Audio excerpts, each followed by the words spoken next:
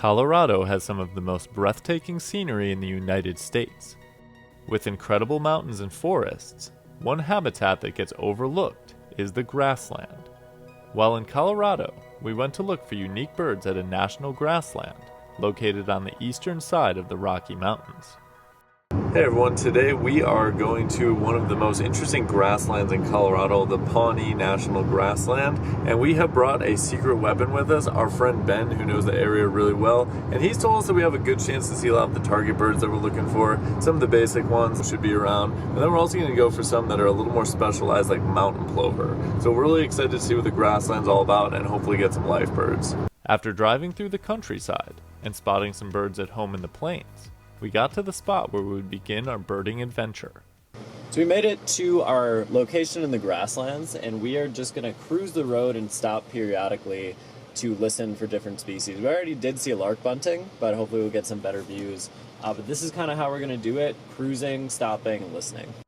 We got started driving and watching out for birds. Some of our targets were longspurs, better views of lark buntings, and mountain plovers. We found one of these targets almost immediately. We just got thick-billed longspur and really nice plumage too, and it sat up nicely for us. They kind of go up and then disappear into the grass. That was a really good look at that bird.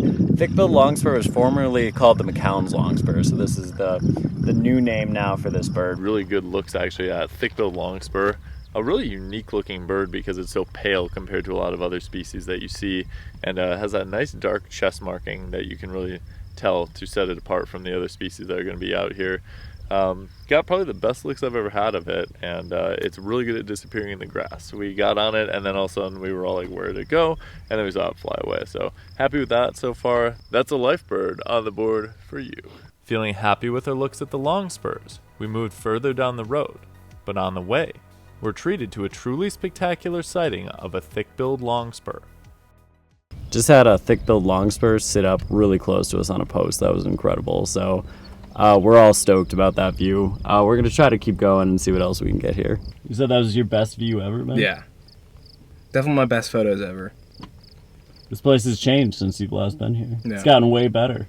I've gotten better. Yeah. I don't think you would have missed that last time if that happened. Near the longspurs, we spotted many lark buntings, probably the species that was most numerous in these grasslands. Lark bunting is really beautiful with the males and the black and white coloration, and we've already got great views of two of our target species, so we're going to keep cruising down and see what else we can get. Next up was another common bird of the Pawnee grasslands, but still a cool one to see.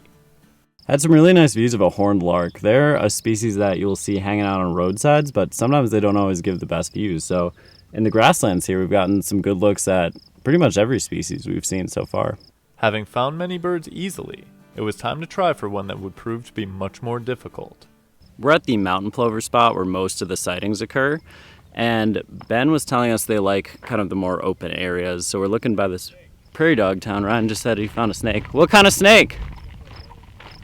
Garter snake, I think.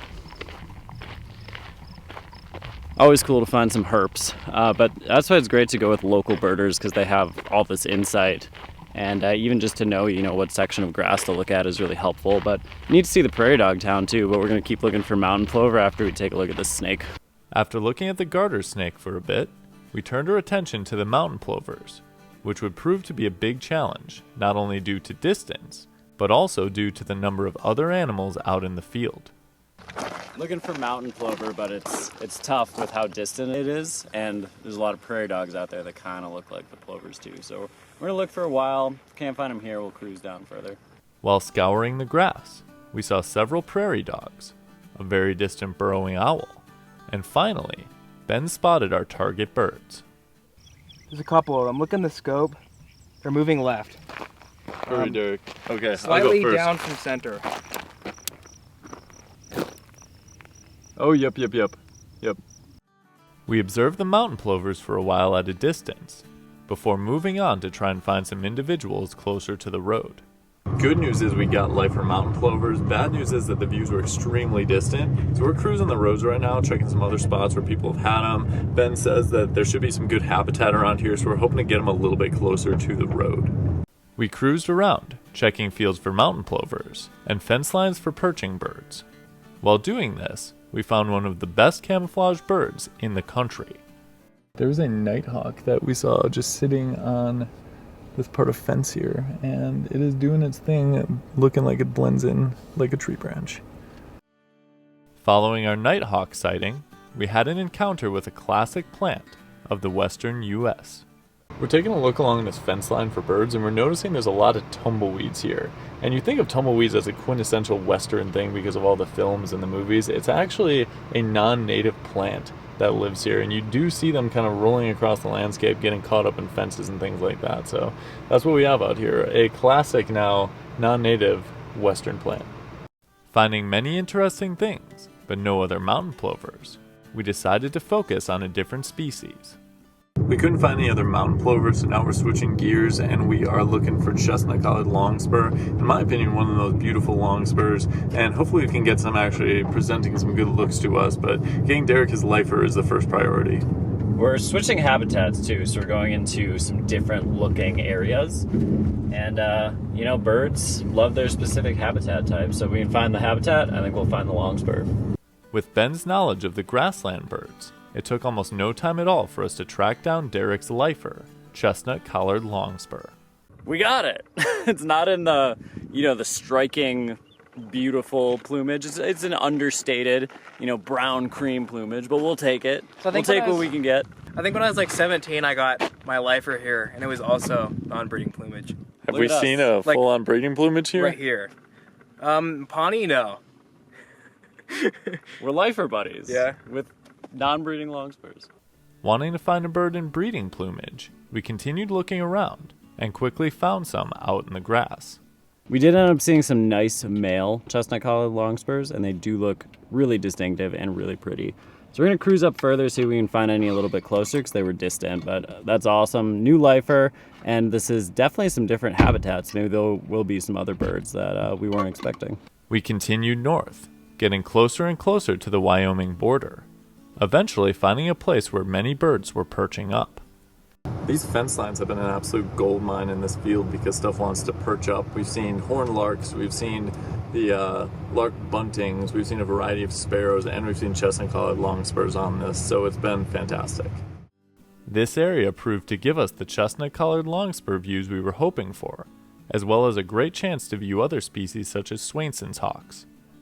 Eventually, we headed back the way we came, and made a stop at a unique feature of the Pawnee Grasslands. We made a stop here at the Pawnee Buttes, and it is totally different habitat. It's a lot more dry, there's some different plants going on, and of course, the beautiful buttes. So just making a quick stop here before we head back into our main bird searching area.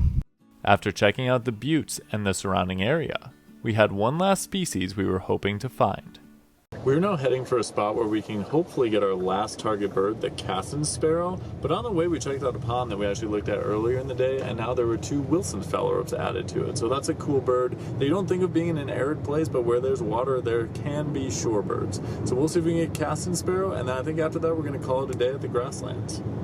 These ponds actually contain both Wilson's phalaropes and American avocets, 2 unique shorebirds. It was especially funny seeing them in a place so otherwise devoid of water. In regards to our Cassin's sparrow search, we never did pick one up, but did find a brewer sparrow and some more nighthawks.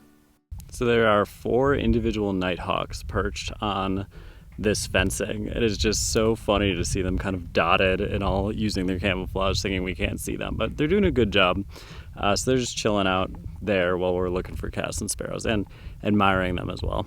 With the weather starting to turn, we called it a day.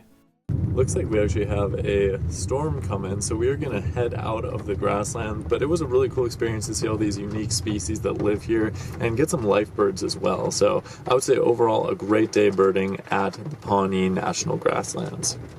The Pawnee Grasslands proved to be a great place to go birding, both for the specific types of birds that can be found there and the surprisingly good views that many of them gave.